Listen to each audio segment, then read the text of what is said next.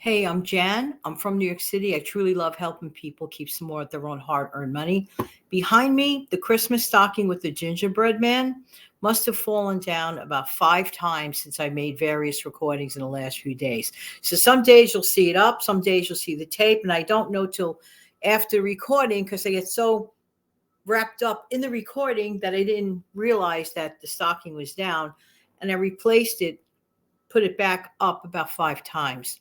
What this demonstrates to me is that the tape, because I had run out of the other tape that I was using, and this so-called duct tape, duck type tape. I don't think it's the real thing. I have a suspicion it's a knockoff because the thing is not on securely. It comes down. I do have that other tape that sounds like a monster tape or something like that.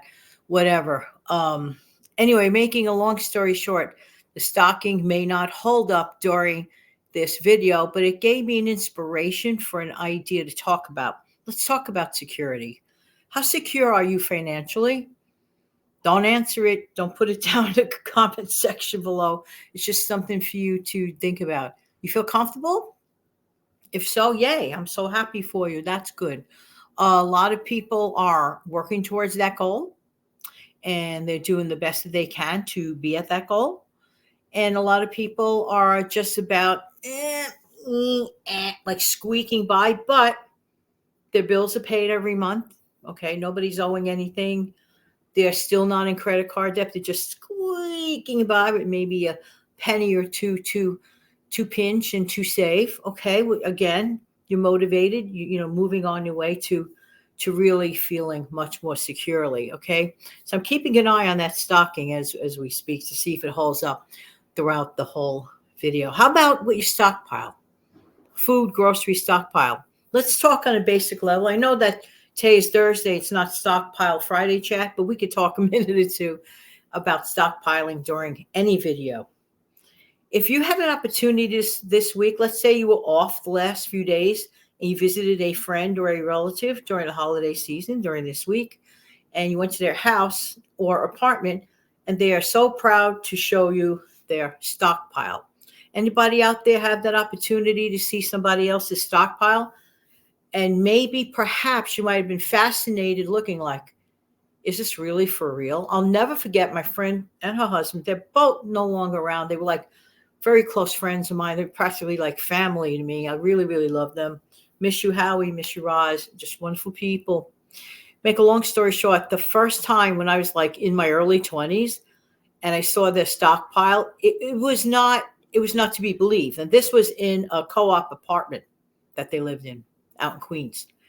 And the room, I said to my friend Roz, all you need is a cash register. It is not a stockpile room. It is a grocery store. I was shocked. I was like, what? I never saw anything like it. That was like way back in like the early 80s, to tell you the truth. It was like a really long time ago. I was super duper impressed. Then I got involved in other things and didn't think much about stockpiling. But if you went to someone's home or apartment this week and your jaw dropped to the floor and you saw like a humongous stockpile and you're saying to yourself, oh, like you maybe didn't start one or yours is like an itsy bitsy teensy weensy, please dismiss any fears of anything and keep going. Someone else's life is not your life. Someone else's financial situation is not yours. Everyone is cut out differently. It's not like we're an assembly line of dolls or cookies, like from a cookie factory. We are not identical. All of our lives are different. So please don't judge your stockpile or your situation to the friend or family member that you went to recently and went, my word, how do they do it? Excuse me, please. Just continue on. And if you didn't start at all stockpiling and you have a couple of extra hours this week that normally you may not, you may want to assess your pantry, your stockpile, your active stockpile. What's an active stockpile? It's what you use currently. It's what you're, a living and breathing thing. Your pantry is the area of which you store your stuff. Okay.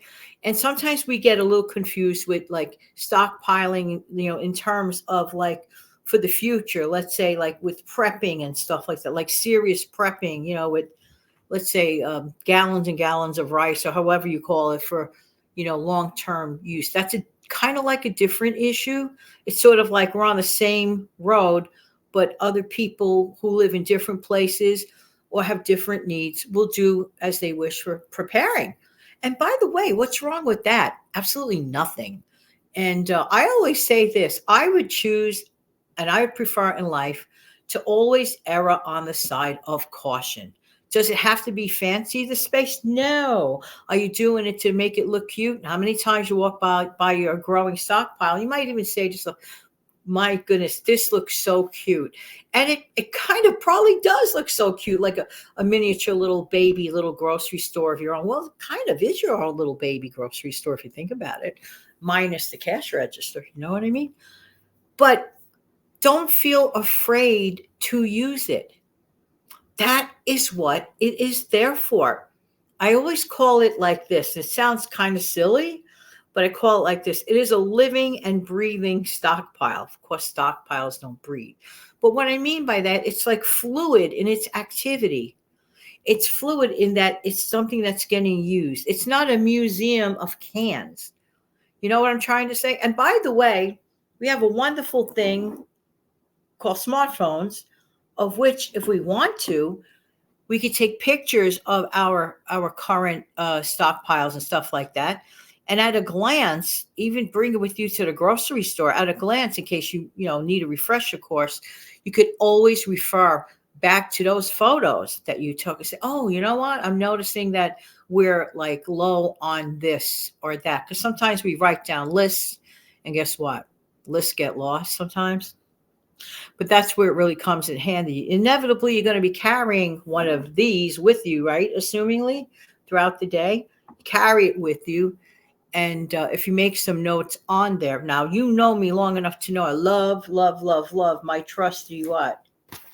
Notebook, because I'm at that age. But I also love, love, love to have things handy for me in case I lose my piece of paper or lose my notebook or leave it home. 9 out of 10 times. Who doesn't walk outside with this with them? It would be like, oh my word, like, oh, where's my phone, right? You feel kind of lost. Like, ever go out and like you kind of forgot your phone when you go somewhere? You're like, no, I need my phone. So a lot of times people do feel lost without their phone. So there are many things we could do. We could observe things by taking pictures, bring it with us to the grocery store in case we're running low on anything. And just imagine, I'm talking about stockpiling, even if it's a Thursday. But stockpiles are important to talk about any day of the week.